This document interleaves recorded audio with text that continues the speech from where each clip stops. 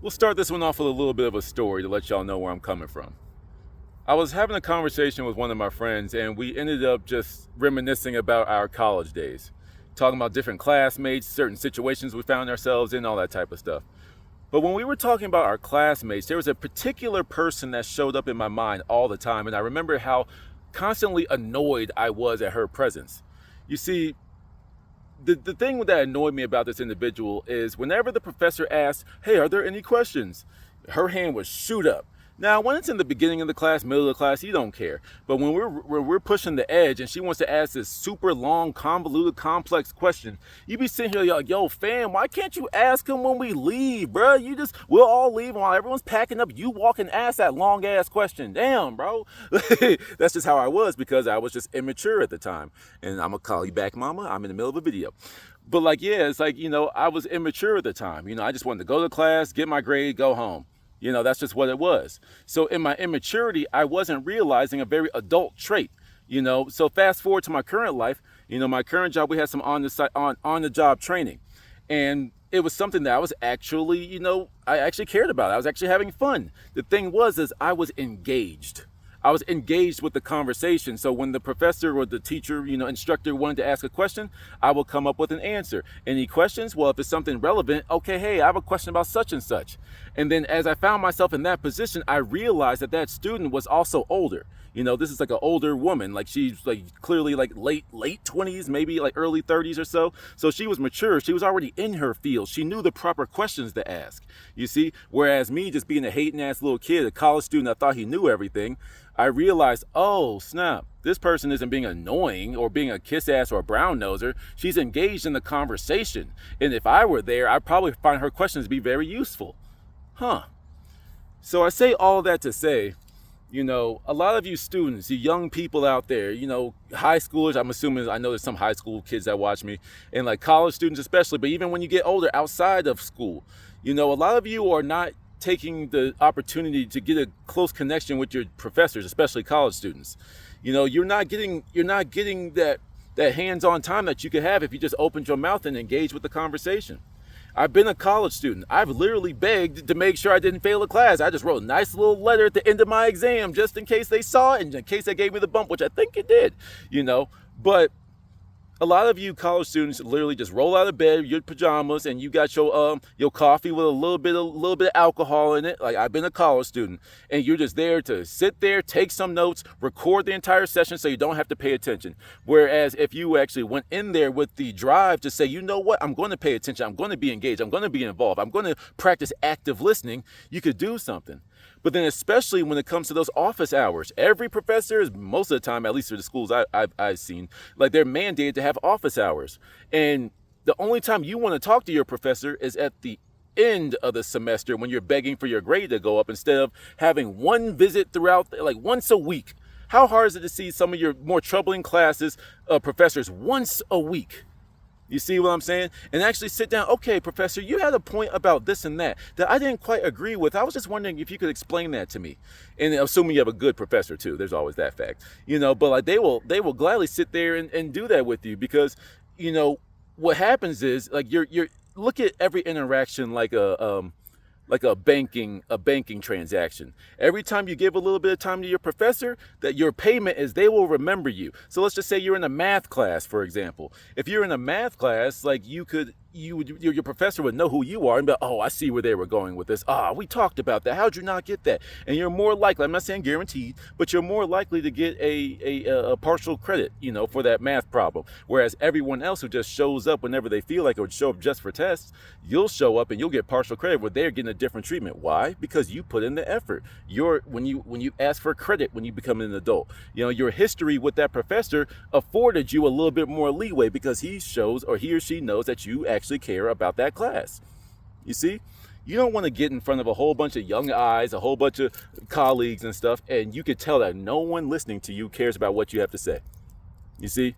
So when you as a student go out of your way, your busy college schedule, I know, waking up and waking bacon, waking up and like, knocking down a White Claw. Like, I know that's your life. Fireball is the best alcohol you know of. I get it. I get it. That's your prerogative as a young child. Because in college, you're still a child. I don't care who you can screw and what drugs you can do freely. It's like you are not an adult yet, So in your busy little world that you shade off some time for your professor, they really do appreciate that, extending outside of academia, like in the workforce, those on-the-site trainings. That's someone that's outside of your usual sphere. There's this crazy word, young people, and those of you that are stuck in the corporate ladder, where not liking where you're at. There's this thing called networking. All right, networking is talking to people so you can put yourself in the position that you want to be. Now, of course, there's proper ways and methods to do that and such, but nevertheless, these professors, they know people.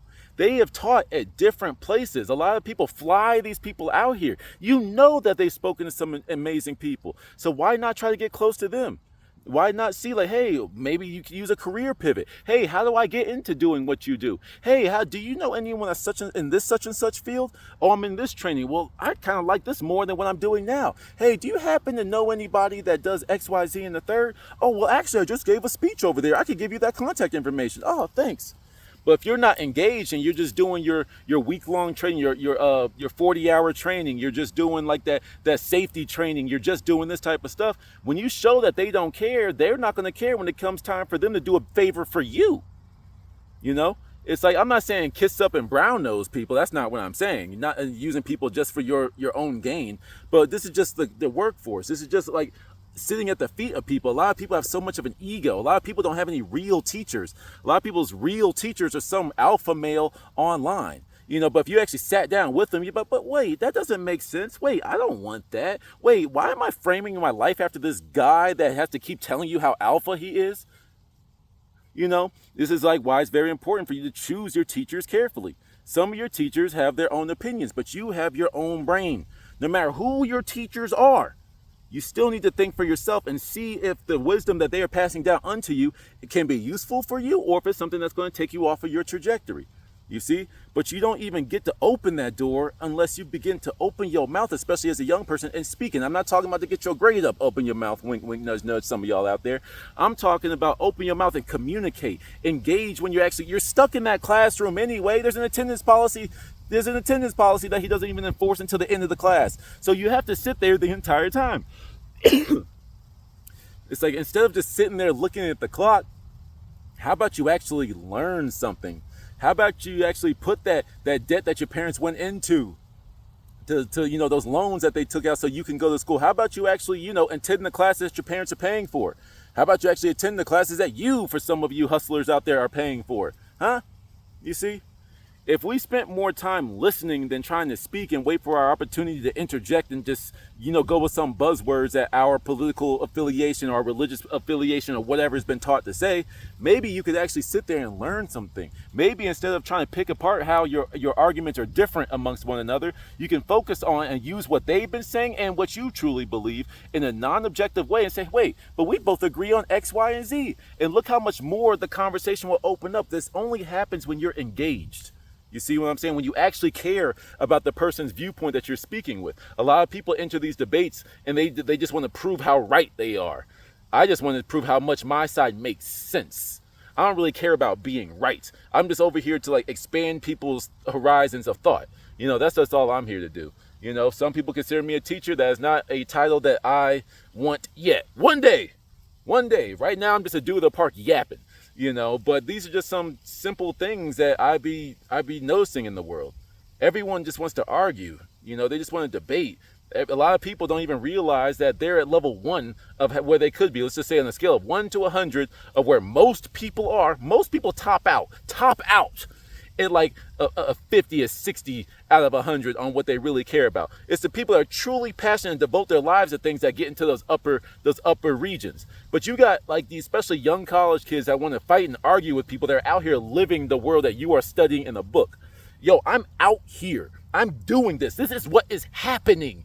No, my professor said in chapter 3 of Wisconsin 2014, it says, Congratulations, you wrote a paper and that's the one thought that you have, the one fact that's fresh in your head. But compare your book smarts to street smarts, and the street smarts person will always win in the real world.